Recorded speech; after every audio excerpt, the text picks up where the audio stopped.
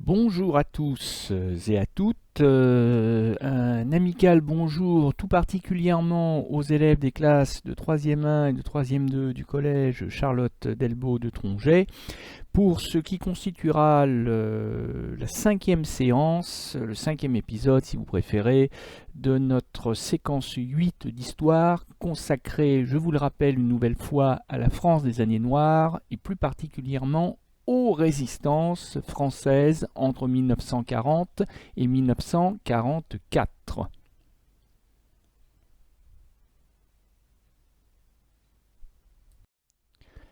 Lors de la séance précédente, nous avons évoqué la résistance extérieure, celle qu'on appellera la France libre ou aussi la France combattante.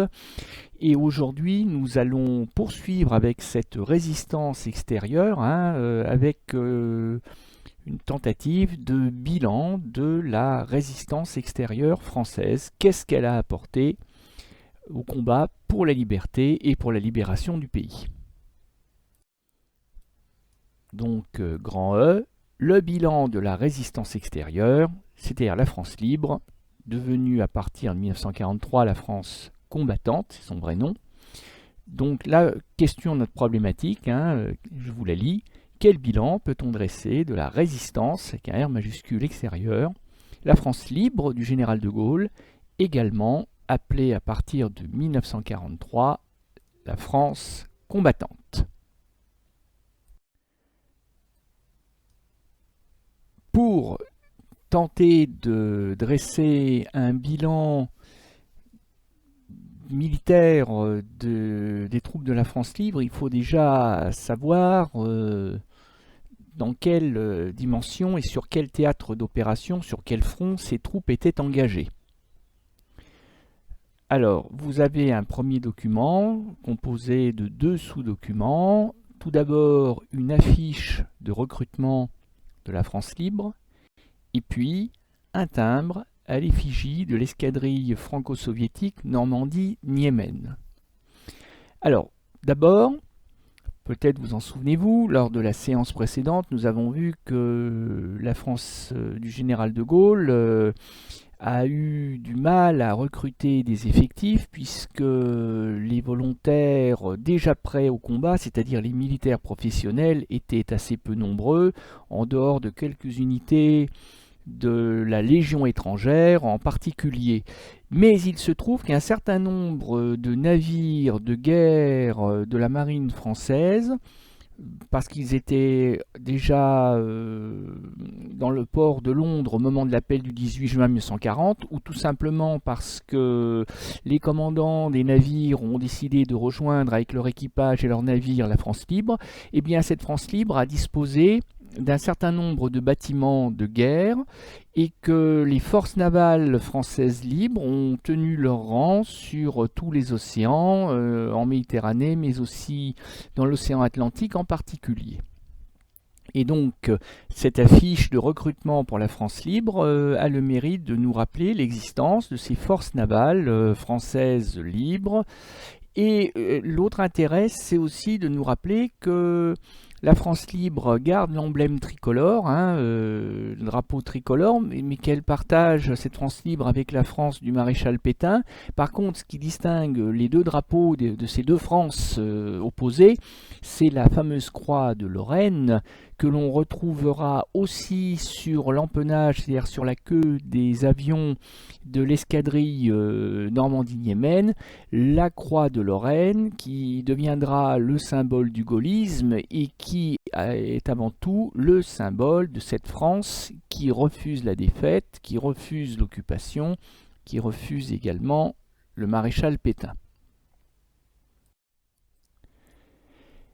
L'escadrille Normandie-Niemen nous rappelle que la France libre ne s'est pas battue que sur mer ou sur terre, elle s'est aussi battue dans les airs, avec ses moyens, avec ses pilotes, et en particulier dans le cadre d'un partenariat entre la France libre du général de Gaulle et l'Union soviétique de Staline. Staline a accepté que des pilotes volontaires français viennent rejoindre les rangs de l'armée de l'air soviétique. Et ces pilotes français se sont battus contre les Allemands, contre les nazis, sur le front de l'Est à partir de 1942. Ils ont participé à toutes les batailles de la guerre aérienne contre le nazisme. Les mécaniciens étaient soviétiques. Les appareils eux-mêmes étaient soviétiques, mais les pilotes étaient français. Alors, cette escadrille Normandie-Niemen s'est couverte de gloire et avait donc un certain intérêt militaire, mais le véritable intérêt aux yeux de De Gaulle, c'était l'intérêt politique. C'est-à-dire qu'en offrant quelques dizaines de pilotes à Staline, De Gaulle se présentait aux yeux de Staline comme un partenaire, comme un allié non négligeable. Quelqu'un qui n'avait pas peur de venir en aide à la patrie du communisme, et ça, Staline l'a beaucoup apprécié parce que certes, les États-Unis, le Royaume-Uni ont aussi apporté un soutien à l'armée rouge. Les Américains ont livré notamment beaucoup de matériel aux Soviétiques pendant la Seconde Guerre mondiale, mais avec toujours cette idée que oui, bon, les soviétiques faisaient le travail contre le nazisme, mais au fond, le communisme, le bolchevisme, n'était-ce pas aussi dangereux que le nazisme? Il n'y avait pas autant d'arrière-pensée entre De Gaulle et Staline.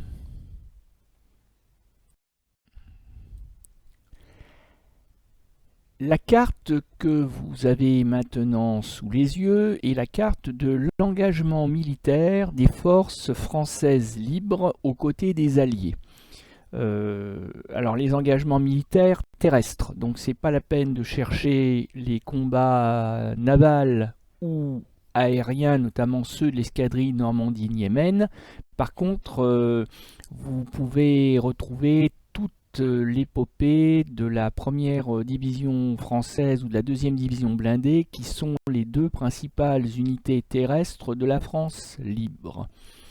Et comme vous pouvez le remarquer instantanément, les Français libres de De Gaulle se sont battus aux côtés des Anglais et des Américains sur deux théâtres d'opérations majeurs différents. D'abord l'Afrique, entre 1940 et le début de 1943. Et une fois que l'Afrique s'est ralliée entièrement au général de Gaulle, que l'Empire colonial français s'est rallié entièrement au général de Gaulle, et une fois que l'Africa Corps, le corps expéditionnaire allemand et renforcé des Italiens, a été chassé d'Afrique du Nord, eh bien, la guerre s'est portée sur le continent européen et les troupes françaises ont traversé la Méditerranée, comme leurs alliés anglais et américains, et les Français se sont ensuite illustrés en Italie, mais aussi en France. On peut le penser avec une motivation d'ailleurs décuplée. Et puis ensuite, les Français libres ont participé, comme les Britanniques, comme les Américains, et puis comme les Soviétiques aussi d'ailleurs, à l'invasion du Troisième Reich et la victoire finale. Donc je récapitule. Premier théâtre des opérations, l'Afrique du Nord, l'Afrique de l'Ouest, 1940, début 1943. Et ensuite l'Europe, 1943-1945. Quand on parle de l'engagement militaire de la France libre ou de la France combattante du général de Gaulle, eh bien, il serait presque criminel de passer sous silence la contribution essentielle apportée à l'effort de guerre français par ceux qu'on appelait avec, il faut bien le reconnaître, beaucoup de mépris, les indigènes, c'est-à-dire les descendants de ceux qu'on appelait pendant la Première Guerre mondiale les tirailleurs sénégalais, les soldats coloniaux, ou qu'on appelait aussi l'armée noire. Alors, leurs descendants se sont également illustrés pendant la Seconde Guerre mondiale, et pas uniquement d'ailleurs les Africains noirs de l'AOF, mais vous avez sur cette affiche d'un film du début des années 2000 consacré justement à ces héros anonymes de la France libre. Vous avez donc sur cette affiche des Maghrébins, parce que beaucoup de soldats français libres étaient en réalité des Algériens, des Marocains, des Tunisiens.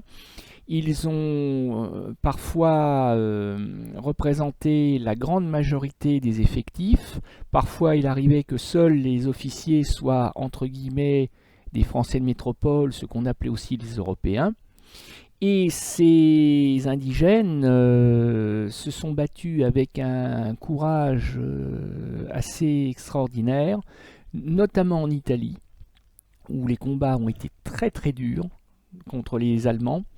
Vous voyez des tabors ou des goumiers sur des ânes ou sur des chevaux, hein, ces montagnards qui sont venus parfois mourir dans les montagnes d'Italie pour libérer l'Europe du nazisme. Et sur la photo en bas à droite, vous apercevez des troupes qui rentrent dans Rome le 5 juin 1944. Alors cet événement, qui était un événement majeur dans l'histoire de la libération de l'Europe, a été éclipsé par le fait que dès le lendemain, il y a eu le gigantesque débarquement de Normandie du 6 juin 1944, ce qui fait que la libération de Rome est presque passée, j'allais dire, inaperçue. Or, pour arriver à Rome, les combats ont été très durs, et ce sont des Français qui sont rentrés les premiers, des Français libres bien sûr, du général de Gaulle, qui sont rentrés les premiers dans Rome, et c'est ce que montre cette photo.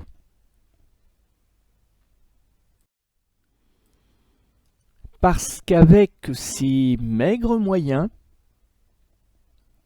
la France libre du général de Gaulle a militairement su tenir son rang et a d'une certaine manière contribué à laver l'honneur souillé de l'armée française de mai-juin 1940, celle qui a été écrasée en à peine un mois par le nazisme.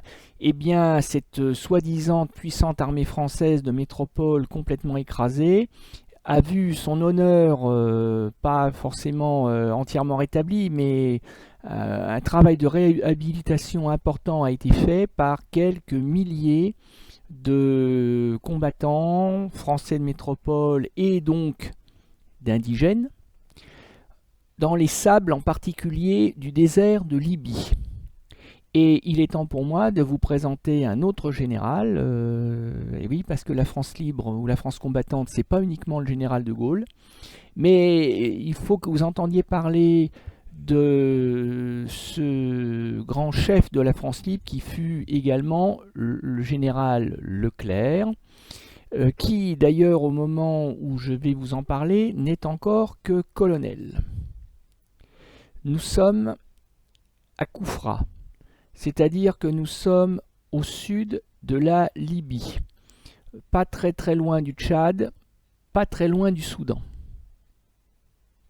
C'est-à-dire que la garnison italienne, la petite garnison italienne qui tient le fort de Koufra, est véritablement au bout du monde. Et elle est véritablement même au bout de la guerre. C'est-à-dire que l'Africa Corps et la 8e armée britannique s'entretuent bien plus au nord, le long du littoral méditerranéen. Donc les Italiens de la Sahariana qui occupent le fort de Koufra peuvent se croire véritablement à l'abri de toute mauvaise surprise. Mais c'est compté sans le colonel Leclerc et de sa petite troupe de volontaires, quelques centaines d'hommes, à peine plus d'un millier d'hommes en fait, qui vont surgir depuis le Tchad voisin, c'est-à-dire depuis l'Afrique équatoriale française, et qui vont mener un raid sur le fort de Koufra. Alors, c'était pas gagné d'avance pour le colonel Leclerc et ses hommes parce que sa petite troupe elle fait quand même un peu pitié. Les uniformes, les armes, le matériel, tout est dépareillé. Ils sont équipés comme s'ils sortaient d'une brocante. Ils ont de maigres moyens militaires et même s'ils sont un petit peu plus nombreux que les Italiens qui tiennent le fort de Koufra, rien n'assure à Leclerc la victoire. Mais comme le dit le proverbe, à cœur vaillant, rien d'impossible, et la petite troupe du colonel Leclerc ne manque assurément pas de vaillance, et l'unité italienne qui tient le fort de Koufra va se rendre, presque sans combat, le 2 mars 1941. Alors, dans le grand livre de l'histoire de la Seconde Guerre mondiale, Koufra, c'est un épiphénomène, c'est un détail, ça n'a pas changé le cours de la guerre. Mais pour la France libre, c'était la première victoire militaire digne de ce nom. Et on peut juger de l'émotion de Leclerc quand il fait jurer à ses hommes victorieux de ne déposer les armes que le jour où nos couleurs, nos belles couleurs, c'est-à-dire le drapeau tricolore, interdit en France occupée depuis la défaite, et souillé par le régime de Vichy du maréchal Pétain, flotteront sur la cathédrale de Strasbourg.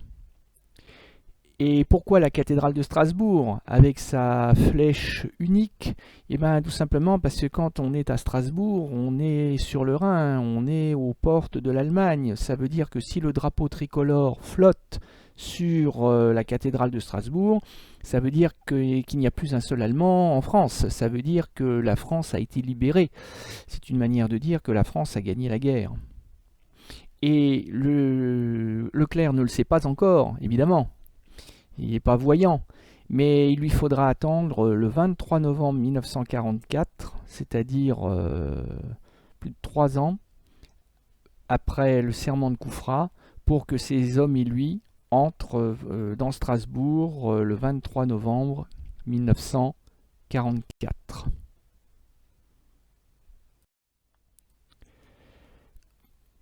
Le général de Gaulle, quand il apprend la prise de Koufra par le colonel Leclerc, on aurait presque pleuré de joie, parce que lui, général de Gaulle, qui était désespérément à la recherche d'une crédibilité auprès de son allié britannique, et plus particulièrement auprès de l'américain Roosevelt, et bien là, pour lui, cette victoire, même si encore une fois elle est modeste, même si elle est symbolique, ça donne du poids à sa France libre. Certes, ses soldats manquent un peu de tout, comme les soldats de Napoléon lors de la campagne d'Italie en 1796-1797, mais ils ont l'essentiel, c'est-à-dire, encore une fois, la vaillance et la capacité de remporter les victoires. Et le général de Gaulle va récompenser Leclerc en le nommant général, donc un général aux ordres d'un autre général, et il va lui télégraphier un message de félicitations qui est très inhabituel de la part de De Gaulle qui était connu pour être assez peu, comment dirais-je, expressif, qui intériorisait beaucoup, qui avait tendance à garder pour lui ses sentiments, et qui termine ce télégramme de félicitations par les glorieuses troupes du Tchad et leurs chefs sont sur la route de la victoire, je vous embrasse. Incroyable.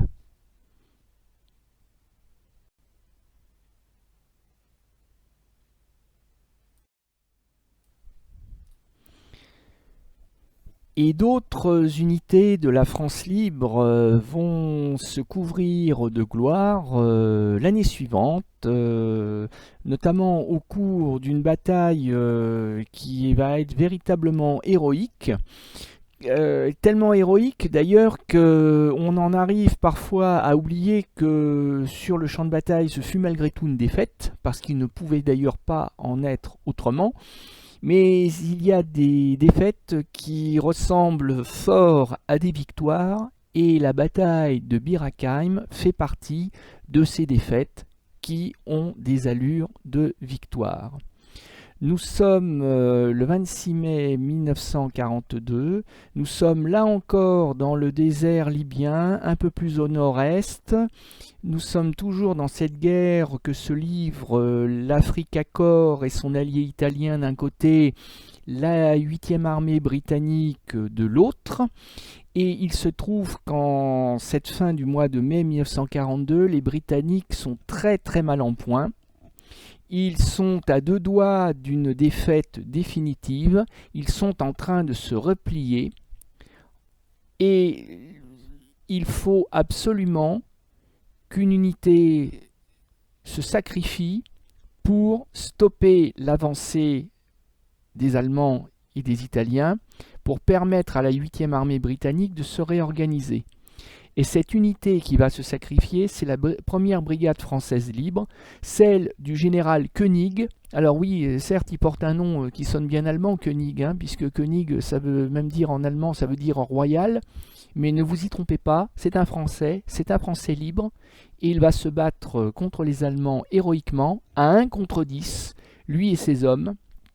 Et non seulement les Français vont tenir du 26 mai au 11 juin 1942, mais en plus, alors qu'ils sont totalement encerclés, ils vont malgré tout réussir à s'échapper de nuit à travers un champ de mines. Il y aurait de quoi faire un film sur la bataille de Bir Hakeim. C'est d'ailleurs à se demander pourquoi il n'y en a jamais eu à ce jour.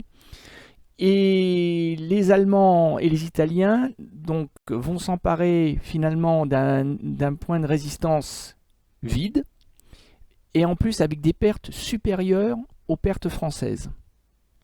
Voilà pourquoi je vous disais qu'il y a des défaites, puisque incontestablement Bir Hakeim c'est une défaite. Les Allemands et les Italiens ont fini par s'en emparer, mais c'est une défaite qui ressemble fort à une victoire, d'autant que pour la petite histoire, le fait que les Français stoppent les Allemands à Bir Hakeim va permettre aux Britanniques de préparer la victorieuse contre-offensive d'El Alamein d'octobre 1942. Et les Français non seulement se battaient à 1 contre 10, mais là encore, comme pour Kufra, ils se battaient avec un matériel hétéroclite, dépareillé, presque tout droit sorti d'une brocante. Comme quoi, avec beaucoup de volonté, on peut compenser un certain manque de matériel. Si vous êtes particulièrement intéressé par la bataille de Bir Hakeim, si vous voulez approfondir un petit peu le travail au sujet de ce fait d'armes, eh bien je vous propose une magnifique vidéo qui devrait vous plaire, qui est vraiment extrêmement bien faite, dont vous trouverez le lien ci-dessous sur YouTube, et elle dure quelques minutes, 7 minutes je crois, et franchement vous ne serez pas déçus.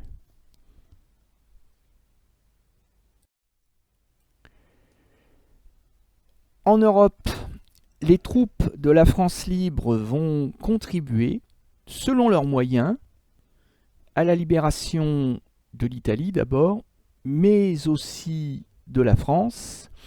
Et ça va être l'occasion pour le général de Gaulle de se livrer à un de ses habituels bras de fer avec ses alliés américains et britanniques, parce que les Américains et les Britanniques ont l'intention de libérer la France, certes, mais de la placer sous une tutelle américaine qui s'appellerait l'AMGOT et qui finalement traiterait la France, peut-être pas comme une colonie, mais comme un territoire non souverain, non indépendant. Et ça, De Gaulle ne veut évidemment pas en entendre parler. Mais De Gaulle n'a pas le choix, parce que dans un premier temps, les Américains et les Britanniques décident de se passer du concours des forces françaises libres. Le 6 juin 1944, seuls 177 Français débarquent sur les plages de Normandie. La deuxième division blindée du général Leclerc, avec ses chars américains, achetés à l'industrie des États-Unis par l'or et le caoutchouc de l'Afrique équatoriale française, eh bien, reste sur le sol britannique. Les chars de la deuxième division blindée ne débarqueront qu'en août, parce que les Américains et les Britanniques ne veulent pas que De Gaulle s'en serve, parce qu'ils ne veulent pas permettre à De Gaulle de se présenter comme une alternative à cette tentative de mise sous tutelle du pays par les États-Unis en particulier. Et c'est aussi une des raisons pour lesquelles, quand les Américains approchent de Paris, ils considèrent, à raison d'ailleurs, que Paris n'est pas un objectif militaire, que Paris soit prise ou pas, ça ne change pas le sort de la guerre. Donc l'état-major américain décide de contourner Paris. Ce qui a comme avantage aussi de priver le candidat De Gaulle d'une possible capitale pour son éventuel gouvernement dont Américains et Britanniques ne veulent pas. Et De Gaulle, ça, il l'a bien compris. C'est pour cela qu'il va ordonner à Leclerc, qui commande la deuxième division blindée, de désobéir à l'état-major américain, dont dépend théoriquement Leclerc et sa deuxième division blindée, et il va faire preuve de souveraineté, d'indépendance. De Gaulle va ordonner à Leclerc de foncer sur Paris avec son unité et de libérer la ville avec les moyens dont il dispose. Et c'est ce que va faire Leclerc sans aucun état d'âme. Il fonce sur Paris et le 24 août, à la tête de ses chars, Leclerc entre dans Paris, qui s'est soulevé depuis plusieurs jours d'ailleurs sous l'action de la résistance intérieure et qui facilite évidemment le travail aux unités blindées, aux chars de Leclerc.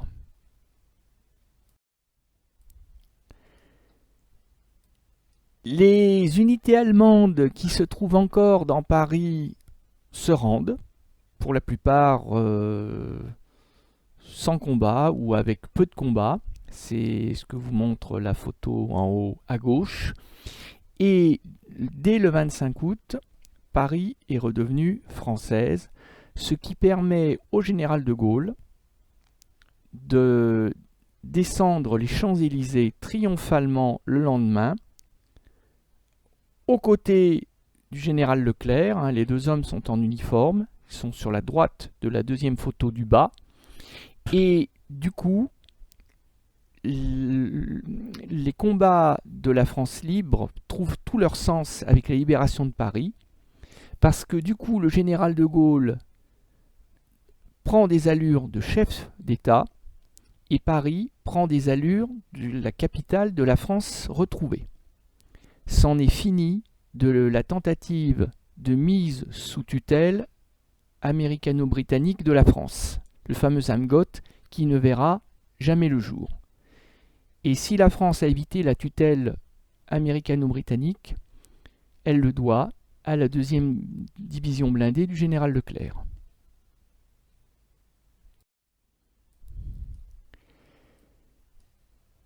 Et du coup, quand arrive le début de l'année 1945, la nouvelle armée française, formée par la fusion des Français libres, des Français combattants, ceux qui se battaient à l'extérieur du territoire national depuis 1940, avec les résistants de l'intérieur, les maquisards dont je vous parlerai bientôt, cette nouvelle armée française recréée à la fin, dans le courant de l'année 1944, au moment de la libération du pays, permet à De Gaulle de participer à l'invasion du Reich, permet à la France de faire partie, et c'est quand même quasi miraculeux, il faut le reconnaître, faire partie des grands vainqueurs de la guerre, et ça conforte, cette situation conforte le général de Gaulle dans son statut de chef d'État légitime. Et d'ailleurs, Churchill ne s'y trompe pas, puisque sur cette photographie, alors cette photographie, elle a été prise à la fin de l'année 1944, dans l'hiver 1944, début 1945, lors des derniers combats importants pour la libération du territoire français en Alsace, où là les Allemands se sont considérablement accrochés.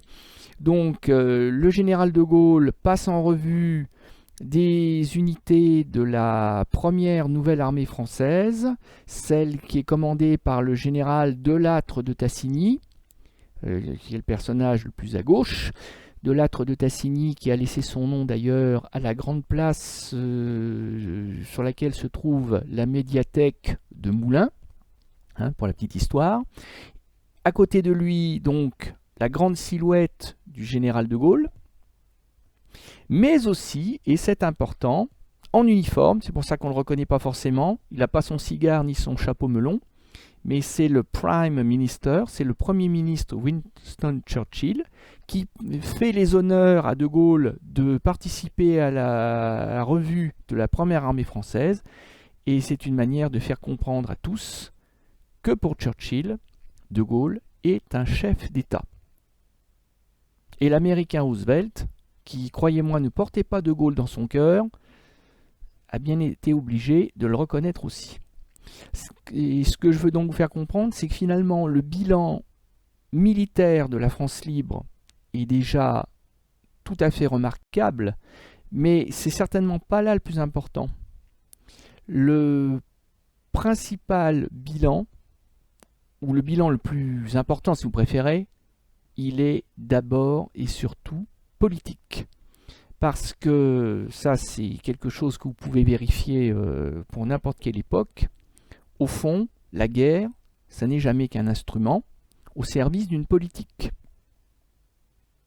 Et dans le cas de la France libre, ça a été très net.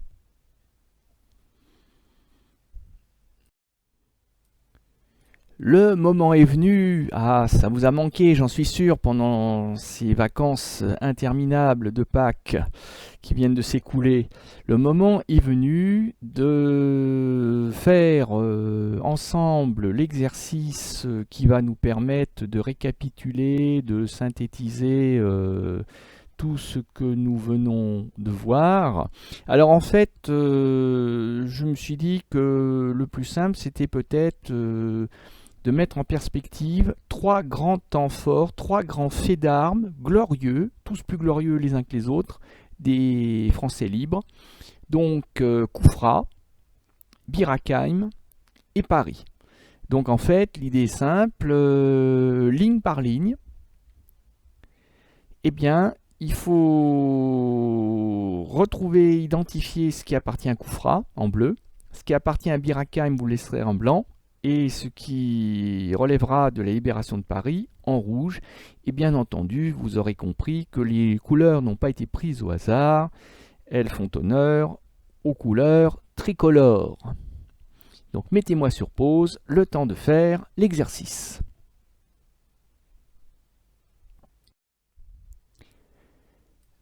Alors voilà le corrigé de l'exercice. Donc les trois couleurs se retrouvent sur chacune des lignes de l'exercice.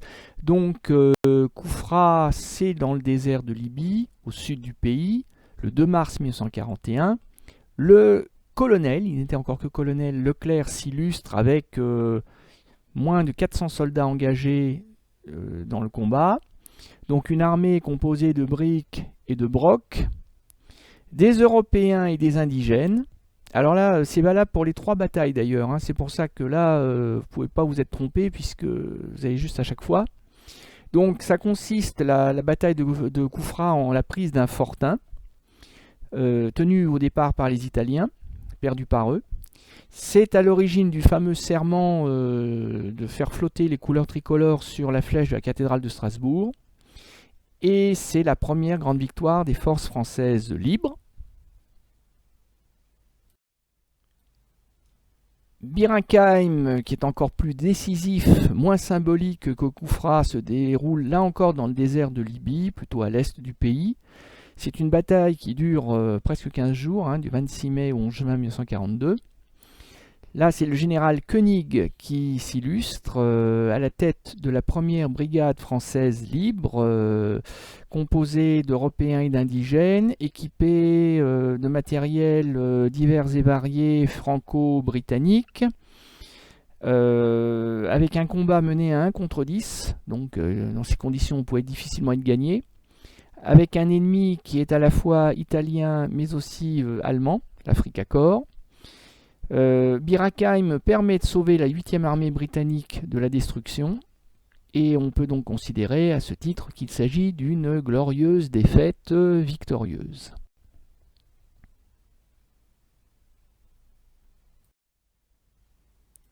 Quant à la libération de Paris, ben évidemment c'est en France, dans cette zone qui était alors occupée depuis 1940. Pensez que les Allemands avaient défilé dans Paris pour la première fois le 14 juin 1940.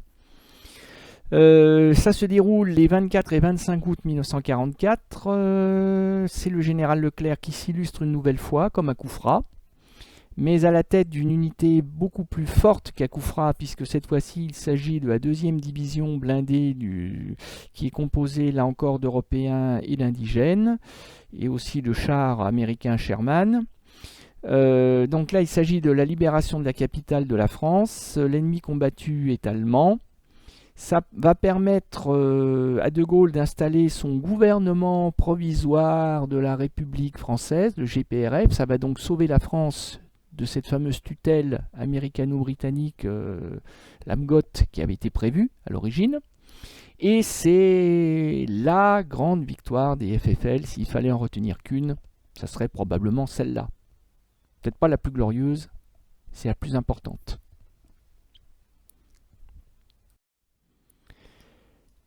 Alors, parmi les dates clés, il y en a 2 qu'il faut absolument retenir autant que possible. 1942, Bir Hakeim, fait d'armes héroïque de la France libre dans le désert libyen. Et puis le 25 août 1944, la libération de Paris par les FFI, les forces françaises intérieures, mais aussi et surtout les blindés de la 2e division blindée, la 2e DB, du général Leclerc. Si vous voulez aussi retenir, mais je ne l'ai pas mis dans la liste parce que je ne peux pas multiplier les dates, mais si vous voulez aussi retenir le serment de Koufra de 1941, je ne vous en voudrais évidemment pas. Voilà, je vais me taire maintenant et je vais vous laisser découvrir la leçon de la séance du jour, intitulée « Le bilan très honorable de la France libre ». Et vous retrouverez dans cette trace écrite, je l'espère du moins, à peu près tout ce que nous venons de voir aujourd'hui, c'est-à-dire dans le désordre, le serment de Koufra, l'escadrille Normandie-Niemen, Bir Hakeim, la libération de Paris, etc., etc. Donc je vous invite à lire la leçon, et puis, autant que possible, à l'apprendre. Je vous remercie et je vous dis à bientôt pour une nouvelle séance consacrée à la résistance française, mais cette fois-ci la résistance intérieure. À bientôt!